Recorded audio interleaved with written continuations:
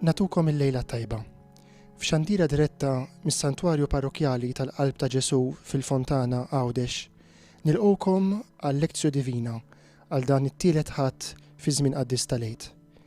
Illum il-knejjes reġgħu laqgħu fihom lill-poplu ta' Alla għaċ-ċelebrazzjoni tal-Qudiesa.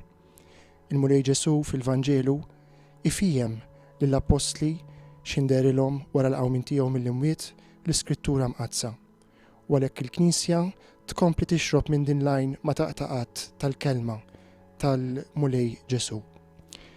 Għalhekk illum sejrin nisimgħu lil Dun Joseph Merċieqa jispjega il-Vanġelu ta' dan it-tielet ħadd tal-Għid waqt din il-lezzju li nistednukom tibqgħu magħna sabiex flimkien nitolbu u nimmeditaw il-kelma tal-Alla.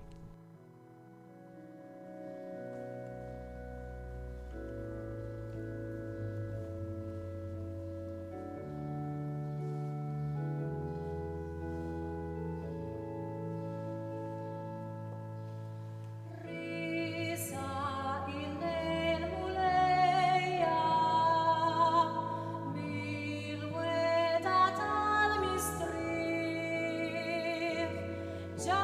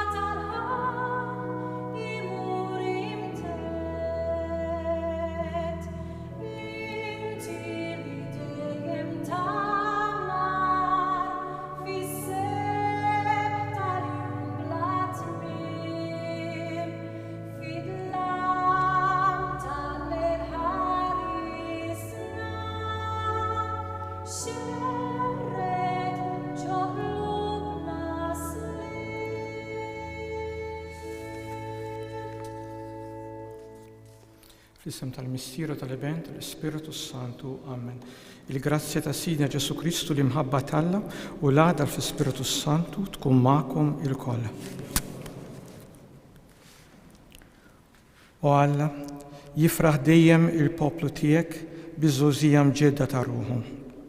Biex kif insebbaħtna u ferraħtna mill-ġdid bil-grazzja tal-adozzjoni, hekk ukoll b'qalbna qawwija fit-tama nistennew il-jum tal-qawmien mill-imwiet. Bibni Ġesu Kristu Sidna li miekiex wissalta flimkien mal Ispiritu Santu u Alla għal dejjem ta' dejjem.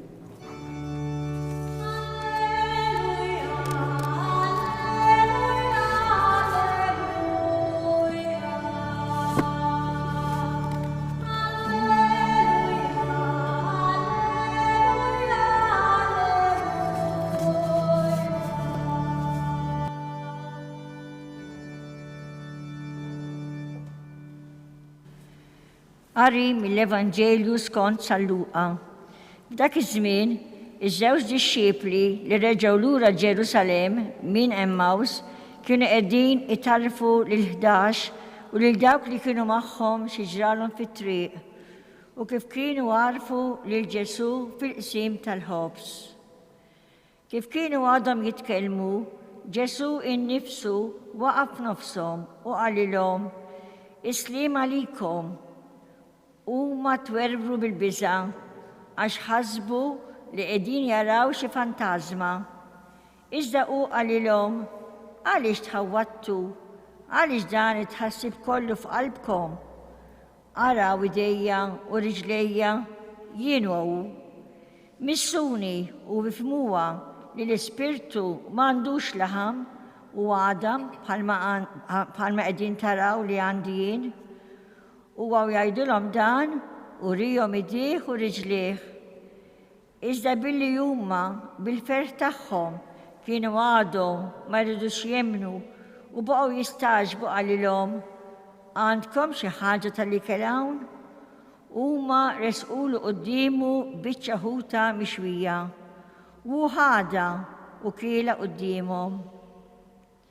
Imbagħad qalilhom: meta kont għadni magħkom qedtilkom dawn il-kelmiet, jeħtieġ li jseħħ kull ma nkiteb fuqi fil-liġi ta' Musè, fil-profeti u fis-salmi.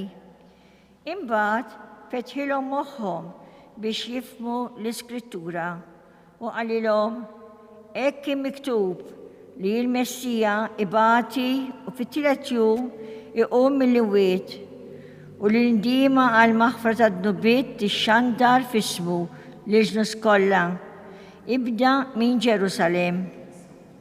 Intom xhud ta' dan u jien araw nibgħat fuqkom lil dawk li wiegħed missieri, imma intom ibqgħu fil-belt sa ma Alla ikun libbiskom bil-qawwa tiegħu. Il-kelma tal-mulej.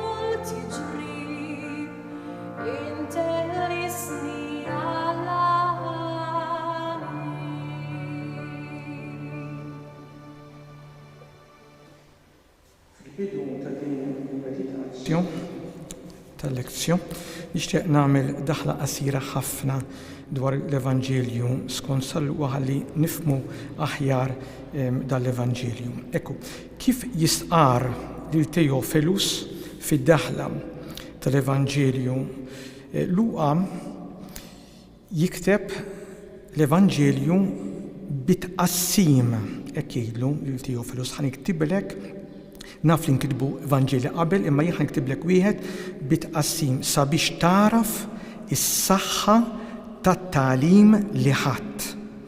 Mela il-motiv tal-Evanġelju mhuwiex assolutament ta' kurżità kronoloġika, imma biex Teofilus u l-Knisja tiegħu jarfu is-saħħa qaddisa tal-Evanġelju.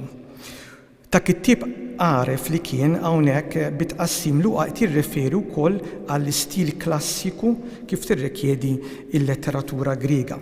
Issa meta wieħed jaqra bir-reqqa l-Evanġelju skont San Luqa jinduna bil-karatteristika kataketika li bija San Luqa jirnexxielu jaġen il-ġrajiet ta' Sidna Ġesu Kristu. Ekku katekesi li propju toħroġ minna lil Kristu tabib, lil Kristu li jfejja u tassew propju għal dan il-fejqan qed jirreferi Luqa meta jitkellem biex taraf is-saħħa tat-tagħlim li ħadd. U hekk irridu nifhmu l-Evanġelju li għadna kif smajna illum ta' dan it-tielet ħadd tal-Għid. L-ewwel vers 35 jgħidilna hekk huma qabdu jarfuhom dak li ġralhom fit-triq iż-żewġ dixxipli ta' Emmaus u kif għarfuh fil-qsim il-ħobs. Ekku f'dan il-vers għandna miġbura il-motivi dominanti għaliex Luqa għaddilna il-fatt il-ġrajja ta' Emmaus. Motivi illi beqgħu ħajja fit-tradizzjoni tal-ewwel insara. U qed nirreferi għall-aqwa għarfien ta' Kristu fi qsim il-ħobs. Il-qawmien ta' Kristu huwa fundamentali għal fidi nisranija u dan il-qawmien jiġi kontinwament majjex permezz tal-qudiesa li hija il-quċċata tal-ħajja nisranija. Il-ġrajja tad-dixxipli ta' Emmaus li tibda minn vers 13 u tagħlaq b'vers 35 illi dan il-vers 35 jibda l-Evanġelju għadna kif smajna, taddilna katekesi sħiħa dwar iċ-ċelebrazzjoni tal-Qudiesa. Imma fuq dan minix ħanieqaf ma ħanix ħanemmeditaw għax dan kien essi prinċipali tal-ġimgħa l-oħra. Imma sempliċement nixtieq niftakar li vers 35 għandu x'jaqsam mal-aħħar mument tal-Qudiesa. Jiġifieri meta is-saċerdot jagħti l-barka u kulħadd jitlaq jagħti xhieda tal-preżenza ta' Kristu ġewwa qalbu. Xhieda li mhix l-ewwel biex nikkonvertu lil ħadd ieħor le, imma xhieda frott il-ferħ qaddis ġewwa fina. Kemm hu ta' kontemplazzjoni u mistiku dan is-seb ta' Kristu ġewwa fina, dak il-ferħ li wieħed għandu verament jħoss wara l-Qudiesa. U tassew dan illi marru jagħmlu dawk id-dixxipli ta' Emmaus għand sħabhom wara qsim il-ħobs. Din l-azzjoni hija naturalment determinanti ħafna u determinata bil-verb illi San Luqa juża jarfuhom. Bil-Grek għandna diversi kelmiet, imma hawnhekk qed juża exegeomai, għandna l-kelma wkoll anamnesis, imma mhux dik il-kelma qed juża. Din il-kelma hawnhekk tfisser dawk iż-żewġ dixxipli ma marrux jirrakkontaw ġrajja ġurnalistika superfiċjali, imma marru jaqsmu ma' sħabhom l-ispirtu qaddis ta' Kristu moddi f'dik il-ġrajja u l-effett li ħalla Kristu fihom, il-ferħ qaddis. Dik il-ġrajja ma' Kristu ma beqgħetx żmien u spazju, imma ittraxxendiet iż-żmien u l-ispazju u saret realtà imwaħda magħhom, realtà illi ma setgħux jgħaddu mingħajrha bħan nifs ta' kull wieħed u waħda minna. Arfuh, juża l-kelma arfuh, ginosko bil-Grek. Xi tfisser? Arfuh fiqsim il-ħobs, taraf persuna mhux mill-aspett fiżiku, estetiku tiegħu, le, imma taraf lil qalbu fejn hemm il-vera identità tiegħu. It-tagħlim tal-profeti kien ta' tħejjija xierqa, imma ma kienx biżżejjed biex wieħed jaraf lil Kristu. Hawnhekk bla dubju fluqa tirrifletti d-dottrina ta' San Ġwan l-Evanġelista wkoll dwar l-inkarnazzjoni u l-inkarnazzjoni sofferenti, jiġifieri l-għaqda sħiħa ma' Kristu permezz tal-Ewkaristija. Danu li taraf lil Kristu. Imma mbagħad din ix-xhieda ferreħija u mistika taż-żewġ dixxiepli ta' Emmaus tkompli wkoll turina il-motiv. Dawn ma marrux għand ħbieb kwalunkwe, dawn marru għand Pietru u l-Apostli. Għaliex? Ix-xhieda tagħhom b'saħħitha kemm hi b'saħħitha kellha tiġi murija fid-dawl tal-unità tal-Knisja li tagħha Pietru u l-Apostli kienu s-sinjal. U fil-ferħ qaddis li marru jaqsmu ma' sħabhom ma narawx xi supremazija spiritwali ta' Pietru u tal-Apostli, imma il-qadi fl-imħabba ta' Pietru li jilqa l-istess ferħ qaddis ta' sħabu kemm sabiħ. Pietru biex nidok l-ewwel Papa illi b'umiltà kbira u b'qadi jilqa il-ferħ qaddis ta' ħaddieħor ta' sħabu. Jgħidilna l-Evanġelju huma u jitkellmu hekk waqaf nofshom u qalilhom isliem għalikom. Il-kelma b'saħħitha hawnhekk l-ewwel waħda hija waqaf. Il-pożizzjoni wieqfa hija dik tal-irxoxt, tar-rebbieħ fuq il-mewt, hija ġbija ta' minnu b'saħħtu, ta' min għandu l-ħajja. U din l-idea tfakkarna naturalment għaliex inqumu aħna waqt l-Evanġelju. Inqumu l-Evanġelju mhux biex nuru rispett, le, imma għaliex l-Evanġelju huwa il-kelma tal-ħajja li ġġedidna. Imbagħad hemm it-tislima famuża b'saħħitha islim għalikom, ejrejn humejn, islim għalikom. L-ewwel ħaġa din mhijiex tislima ordinarja bħal meta niltaqgħu fit-triq u nselmu lil xulxejn islim għalik. Toħroġ kważi awtomatikament islim għalik. Di t-tislima hija qegħdin ta' Kristu hawnhekk hija statement of fact. Statement of fact, ġifieri ekku islim qiegħed għandkom. Mhux ta' bxejn allura San Pawlu l-Filippini jgħidilhom u islim ta' Alla li jiżboq kull den iħarsilkom qalbkom u moħħkom fi Kristu Ġesu u lill-Efesin isellmilhom grazzja lilkom u slim mingħand Alla. Ekku hawnhekk bil-kelma Griega Kristu slim li qed jgħaddilna sal-Luqa bil-Grek qed jifhem slim u mhux paċi. Aħna l-Maltin u l-Awċin bil-lingwa tagħna ġejja mill-List, mill-Levant, mill-Arbi, mill-Ebrajk u mill-Aramajk, nistgħu ngawduha din il-kelma ħafna iktar mit-Taljan u mill-Ingliżi li m'għandhomx kelma speċifika għas-slim. Mhuwiex paċi slim. Min jitraduċi l-kelma paċi mhijiex kelma preċiża slim. Hemm differenza kbira. Ir-Rumani kienu jgħidu si fis pacem parabellum. Jekk trid il-paċi ħejji għall-gwerra. Mela il-paċi tad-dinja tista' tkun effett jew tal-biża' jew ta' negozju. Jien niftijem miegħek u nżommu paċi bejnietna. Imma slim mhuwiex hekk, m'għandux jaqsam. Is-slim huwa imwieled mill-grazzja tal-Missier u għalhekk San Pawlu jgħid grazzja lilkom muslim mingħand Alla, għax mingħand Alla biss jista' jiġi dan. U għaldaqstant hawnhekk Ġesu b'din it-tislima qed iħabbar armonija universali, tiġdid fid-dawl oriġinali li nsibu fil-Ġenesi, dawk il-famużi kelmiet Alla ra dak kollu li kien għamel u wara kien tajjeb tassew. Dak huwa it-tiġdid propju f'din id-dimensjoni oriġinali jieħodna is-sliem ta' Kristu rxoxt. Imma din il-grazzja ta' Alla ma ġiex mogħtija lilna bla doċċ. Din it-tislima hija frott ta' azzjoni divina tremenda, frott ta' proċess enormi. Għaliex? L-azzjoni ta' Kristu stess tfisser is-sliem li huwa jagħti. Kif qalek urihom idejh u ġenbu, jiġifieri urihom il-pjagi.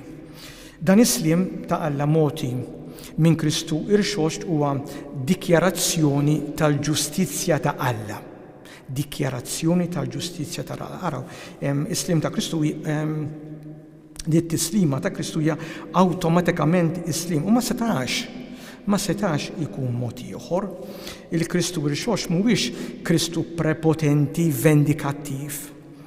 Il-qawwa tar-rebħa fuq il-mewt hija il-qawwa tal-verità li ntweriet flotja totali ta' Kristu. Ġustizzja ma tfissirx sempliċement tapplika ħaq jew kundanna, ġustizzja divina ta' Kristu rixox hija qabel kollox terġa' tagħmel tajjeb, iġġedded. U dan isir bisliem, effett tal-glorja kollha mħabba u tal-għotja fuq kollox kollha mħabba tal-iben għal-missier. U din fil-fatt hija d-differenza allura ċara bejn il-ġustizzja ta' Ġwann il-Battista u dik ta' Kristu. Tajb ukoll li wieħed jinnota li id-dera saret fit-8 jum. Għaliex hemm relazzjoni bejn l-ewwel jum tal-ħolqien illi fl-ewwel jum Alla beda jaħla u t-tiġdid tiegħu propju wkoll fl-ewwel jum sar it-tiġdid permezz ta' Sidna Ġesu Kristu. Kif permezz kif jgħidilna San Ġwann fil-prologu tiegħu kif permezz ta' Kristu tal-Logos ħalaq kollox ukoll permezz ta' Kristu jiġi mġedded kollox. Imbagħad vers 37 jgħidilna imredin u mbeżżejn ħasbu li kienu jaraw xi spiritu. U qalilhom għaliex intom imħawdin u jqumu ħafna ħsibijiet f'moħħkom. L-Apostli u d-dixxiepli imredin u mbeżżejn. Mhux għax Kristu jwerwer, imma għax bla mandunaw sabu ruhom ma' Kristu li setgħu imissuh. Id-dimensjoni mistika li issa kien fija Kristu kellha effett naturali ta' biża' għaddis fuq id-dixxiepli tiegħu. In-natura tagħna hija dik li hi, mhux hekk quddiem il-preżenza ta' Alla aħna inħossuna bħalma ħassu il-profeta Iżajja meta kellu id-dera tas-sebt Alla x'qal il-profeta Iżajja ja ħasra għalija mitluf jien għax jien raġel b'xofteħ imnizza. Ġesu jagħmel parti minn dik id-dinja supranaturali mhux biss bl-ispiritu tiegħu imma wkoll bil-ġisem.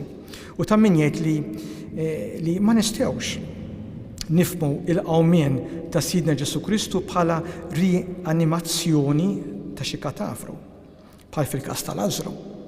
Lażru wara ftit żmien, wara xi ftit snin, wara li Kristu qajmu mill-mewt, raġa' miet. Imma il-ġisem ta' Kristu ġie trasformat mill-qiegħ bil-qawwa tal-Ispiritu Santu. U jkompli jgħidilna l-Evanġelju araw idejja u riġlejja, jiena u missuni waraw għax spirtu m'għandux u la laħam u lanqas għadam bħalma taraw li għandi jien. U l-espressjoni qawwija dak li jirreferi għalih Kristu għalih innifsu jiena hu, jekk l-espressjoni qawwija jiena hu hija qawwija ħafna tfakkarna fil-kelmiet li qal Alla lil Mosè fuq il-muntanja Ħoreb. Mosè qallu x'ħan ngħidilhom int min int? Qallu jiena hu. U allura hawnhekk skont Luqa Ġesu rxoxt huwa ħaġa waħda ma' Alla ta' Mosè ma' Alla tas-Sinaj. U l-Evanġelju jgħidilna kif qalek urihom idejh u riġlejh. Id-dixxiepli beżew mid-dera ta' Kristu għax ma kellhomx esperjenza tal-qawmien mill-imwiet u min kellu? Ħadd ma kellu. Din il-biża' nistgħu ngħidu li ġiet provokata għaliex il-persuna ta' Kristu imqajma mill-imwiet kellha ġisem trasformat meta tqabblu ma' dak li huma kienu raw f'ħajjithom qabel ma Ġesu miet.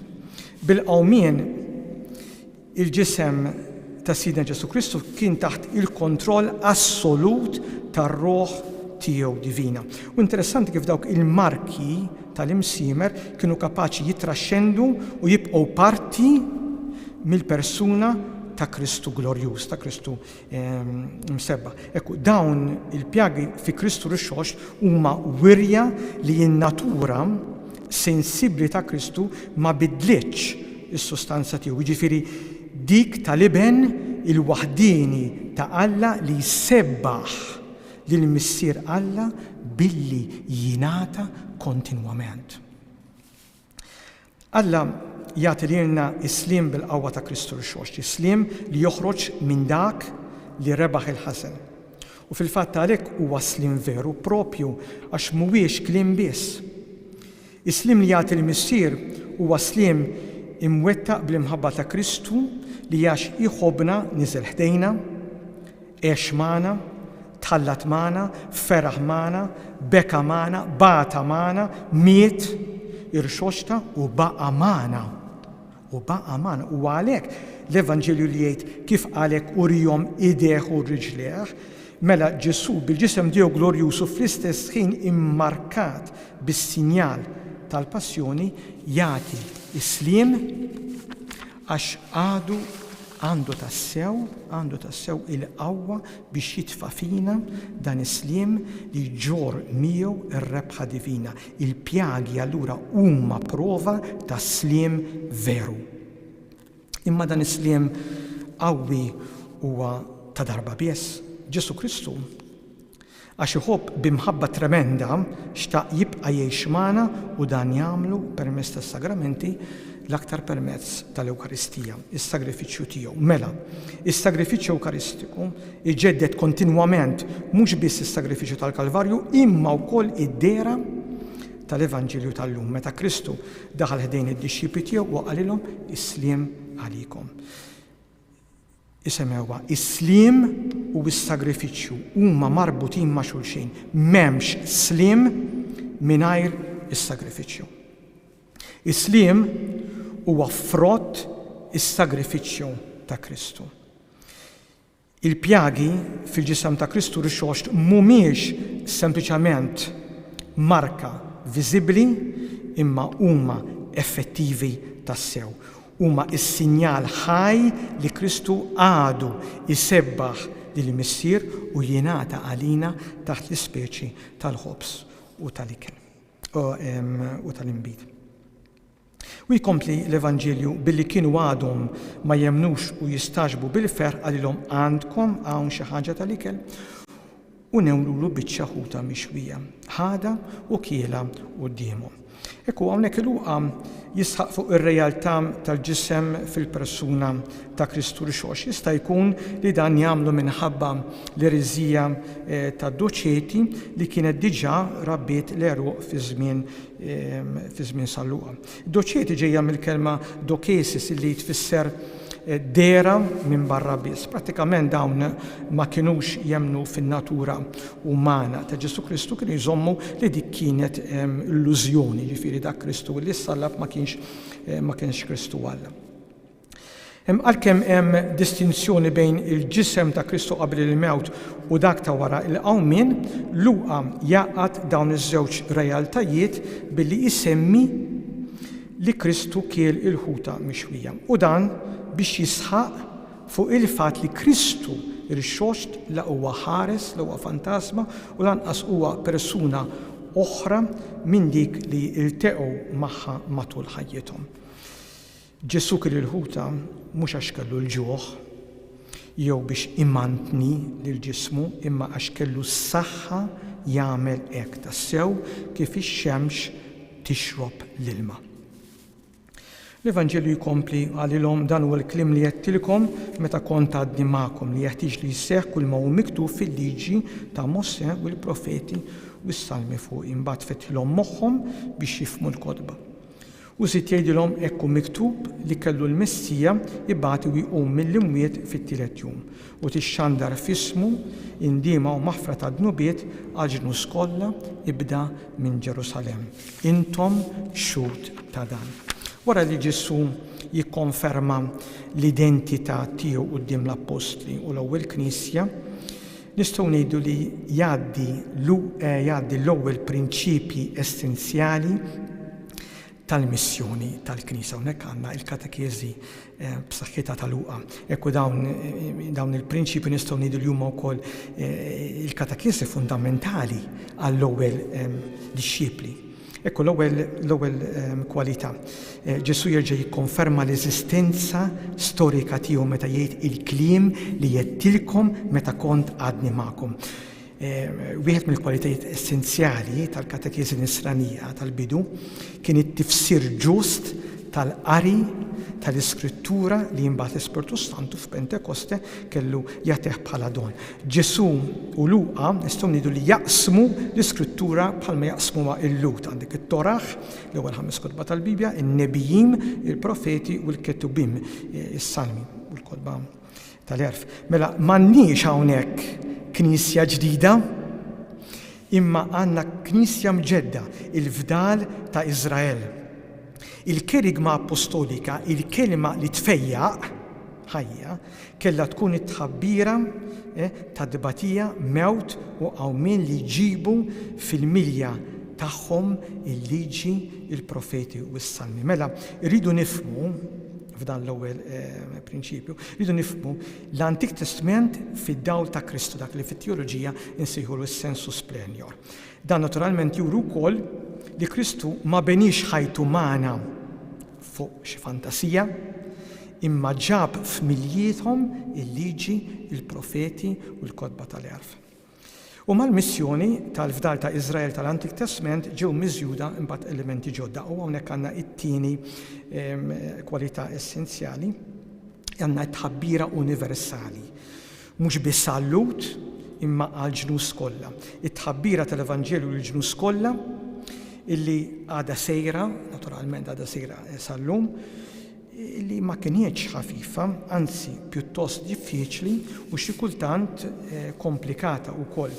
Kien hemm missjonarji tal-Evanġelju tajbin, imma kien hemm ukoll oħrajn illi fixklu il-fidi mal-kultura u spiċċaw jevanġelizzaw kultura Ewropea.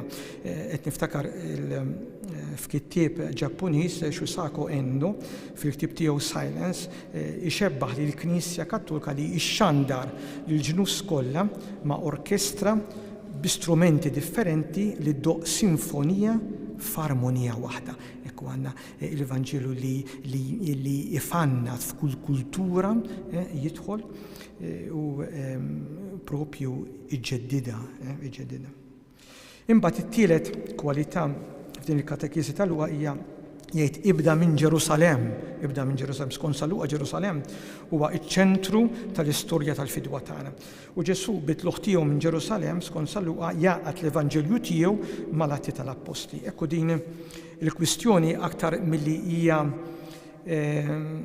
hija rispett lejn l-art partikolari ta' Ġerusalem hija sejħa sabiex nuru rispett lil poplu Ludi għaliex lilu l-ewwel ġiet murija ir-rivelazzjoni personali ta' Alla minn żmien Abraham u lilu wkoll Alla ħafer qabel kulħadd. Imbagħad ir-raba' kwalità tal-katekiżi hawnhekk titħabbar l-indiema għall-maħfra, In-Nisrani huwa ħabbar tal-fejqan li joffri Kristu, għalhekk il-katekiżmu mill-aħħar wieħed jiġifieri isejjaħ is-sagrament tal-qrar, is-sagrament tal-fejqan. Knisja li ma tfejjaqx hija knisja diżabbli. Mhix qed tagħmel xogħla. Hija knisja f'koma, knisja li ma tfejjaqx, hija knisja totalment rieqda f'koma. Uħud in-Nisrani ifejjaq bil-karità għax jemmen falla. Il-qawwa tal-karità joħodha mill-lajn tal-karità, Alla innifsu. U dan bid-differenza ta' min jagħmel karità għax jemmen fil-bniedem.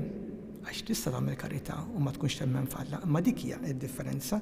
Wieħed qed jieħu s-saħħa mill-lajn tal-karità li huwa Alla u liħor qed jieħu s-saħħa minnu nnifsu, mill-bniedem. U għal daqstant ta' min jagħmel il-Knisja mhijiex għaqda filantropika. Il-persuna ta' Kristu rxox kellha tagħti il-ħajja bin-nifs għad-dis tiegħu lil dawk li jemmnu f'ismu ħalli jarfu il-kundizzjoni proprja tagħhom. Jiġifieri li wieħed ma jistax ifieq u jsalva u jkun ħolqien ġdid mertu tiegħu imma bi grazzja ta' Alla li ġiet mogħtija lilna bi Kristu li bata miet u rxoxta. U l-aħħar kwalità fil-kategezi jgħidilna Kristu intom xut ta' dan u ta' xut juża il-kelma martires, intom martri. Il-martri huwa dak li jagħti xhieda bi kliemu u bħajtu stess. Bħajtu stess mingħajr limiti. Imbagħad l-Evanġelju jispiċċa u wara jiena nibatilkom dak li wegħdkom missieri. Intom ibqgħu fil-belt sa ma tilbsu il-qawwa mill-loli. Ekku Luqa b'dan ir-rakkont tal-lum ħejja minn qabel lill-qarrej għal dak u semmeħ għal dak li flatti imbagħad jirrakkonta fil-ġrajja ta' Pentekoste. Għalina wkoll hija tħejjija mill-isbaħ u xierqa illi ngħixu dawn il-jiem sbieħ ta' bejn lejt u l-Pentekoste kif billi nikkontemplaw fuq kollox dak is-sliem għaddis u ferrieħi li nissel f'qalbna Kristu fl-lejt tiegħu.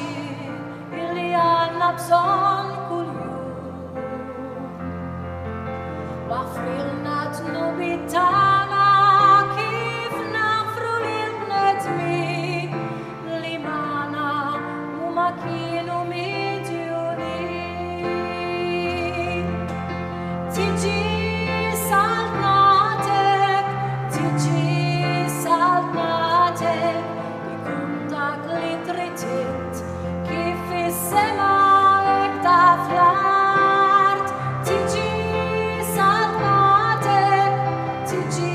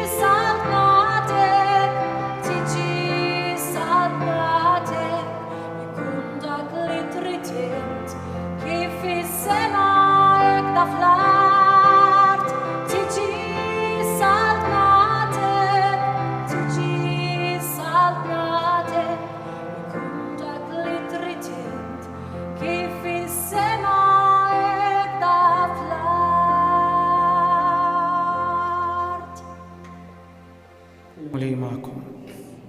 Iberikom Alla li jista' kollox il-Missier u l-Iben u l-Ispiritu Santu. Morru fil-paċi ta' Kristu, rodu ħaj lill-Alla.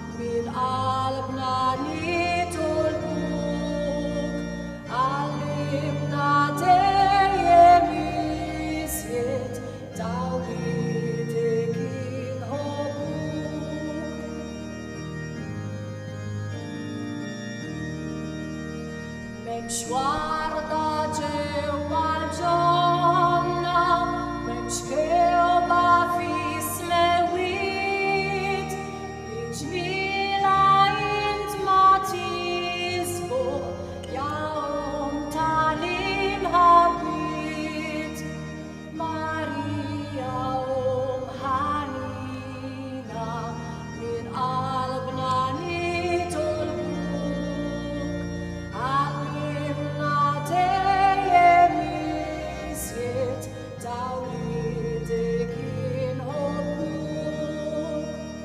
Intaġġeb birtu sitek kemm anġli u qaddisin, Sultana insellulek biġmielek imaxin. Marija U b'dan l-innu sabiħ Marjan li bil-sienna u bil-qalb tagħna aħna noffru lill-Omna Marija f'dan it-tielet ħadd tal-Għid naslu fit-tmiem din ix-xandiera diretta mis-Santwarju Parrokjali tal-Qalb ta' Ġesu fil-Fontana Għawdex fejn wassalnilkom il-Lezzjo Divina tal-Vanġelu ta' dan it-tielet ħadd tal-Għid magħmula lina minn Dun Joseph Merċieqa.